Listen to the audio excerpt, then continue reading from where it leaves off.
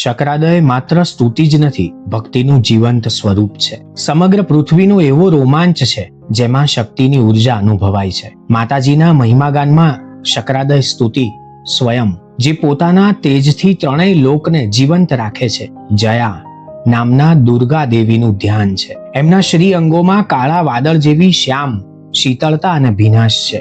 નેત્રની અંગભંગીથી શત્રુકુળને જે ભય પમાડે છે. મસ્તક પર ચંદ્ર રેખા શોભાયમાન છે. તેમના હાથમાં શંખ, ચક્ર, કૃપાણ અને ત્રિશૂળ શોભે છે. એમને 3 નેત્રો છે. સિંહની સવારી છે.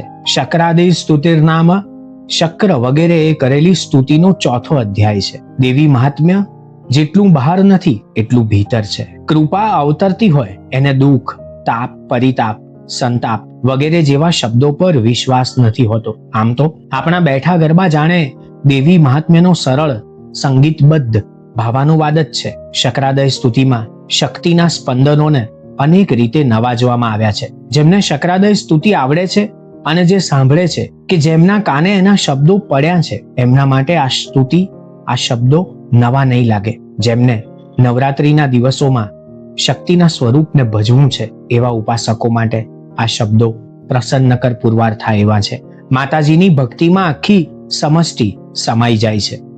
જગતનું નિયંત્રણ જે પોતાના તેજથી, હાથના શસ્ત્રોથી, ત્રિનેત્રોથી કરે છે, એ શક્તિને કેમ ઓળખી શકાય?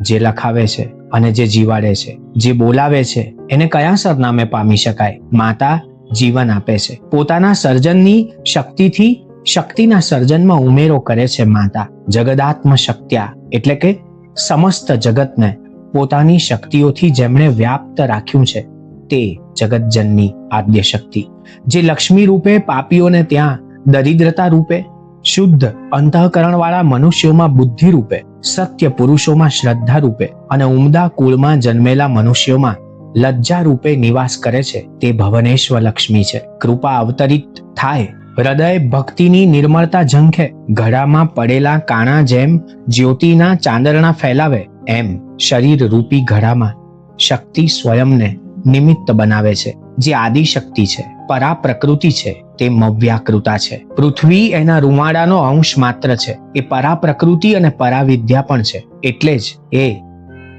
વિદ્યાસી સ્વરૂપે પૂજાય છે. ભગવતી દેવી ત્રયી છે, શબ્દાત્મિકા છે. ઋગ્વેદ, યજુર્વેદ, સામવેદના આધારવાળી શબ્દ સ્વરૂપા છે. ઉચ્ચાર અને ઉદ્ગારની સમીપનો ભાવ છે.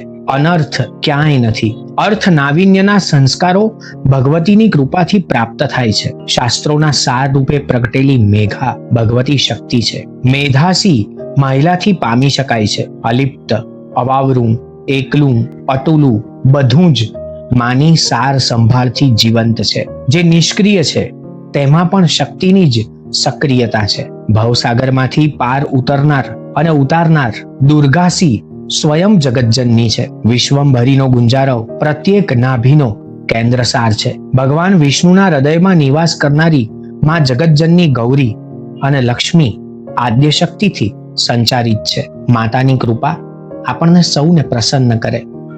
દેવી પ્રસિદ્ધ પરમા ભવતી ભવાય, એ અર્થ જગતના સર્વ દુઃખને હરનારી માં આપણા જન્મ માટે નિમિત્ત છે. એ જ આપણી આંખો સામે જીવંત છે. જે ચાચરમાં તે જ સચરાચરમાં. એ જ દારિદ્ર્ય દુઃખ ભય હારિણી છે. માના શરણે જઈએ છીએ ત્યારે દારિદ્ર્ય, દુઃખ અને ભય દૂર થાય છે. સુંદરતા, શીતળતા અને ભયાનક સ્વરૂપોને તે માત્ર પોતાના સંતાનોના શુભ માટે નિષ્કર્ષ કરે છે. એટલે જ એ ધર્મ્યાણી છે. શ્રદ્ધા સાથે બધા જ પ્રકારના ધર્મને અનુકૂળ કરનારો ઉપાસક તમારા નામ માત્રથી જીવનનો બેડો પાર કરે છે. એમાં મા જગતજનની સદાભ્યુદયદા છે. જેમના પર માતા પ્રસન્ન થાય છે એમને યશ, કીર્તિ, સંપત્તિ અને વિજય મળે છે. મનોવાંછિત ફળ કયા વગર જે પોતાના સંતાનોને સોંપે છે તે જગતજનની છે.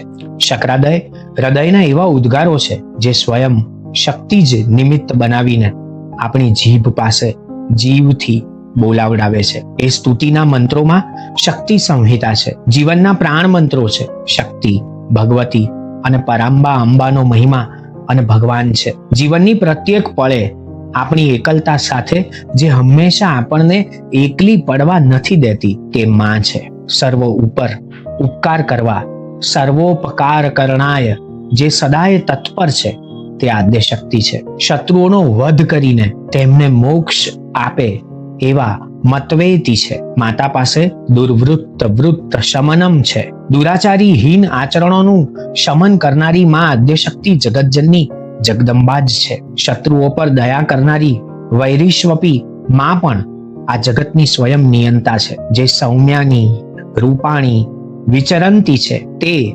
ચાત્યર્થ ધોરાણી છે. ખડગશૂલ દાદિની છે, કરપલ્લવ સંગીની છે, પ્રાસાદ સુમુખી છે, મહેશ્વરી છે, જગત્ર હિતૈષિણી છે. એની ભક્તિ માટે શબ્દો ઓછા પડે એમ છે. એટલે જ ભાવનો મહિમા છે. જેમને ભક્તિ કરતા નથી આવડતી એમના માટે પણ શક્તિ માટે ભાવ હોય તો તે સર્વ કુળ સાથે ભવસાગરને પાર કરે છે. શક્તિના અનેક સ્વરૂપો છે. આપણા ઘરમાં જ એનું જીવંતપણું અનુભવાય છે. એને શોધવા માટે ભીતરની યાત્રાનો માર્ગ અનુસરવો જ પડે. રીમ ઓમ.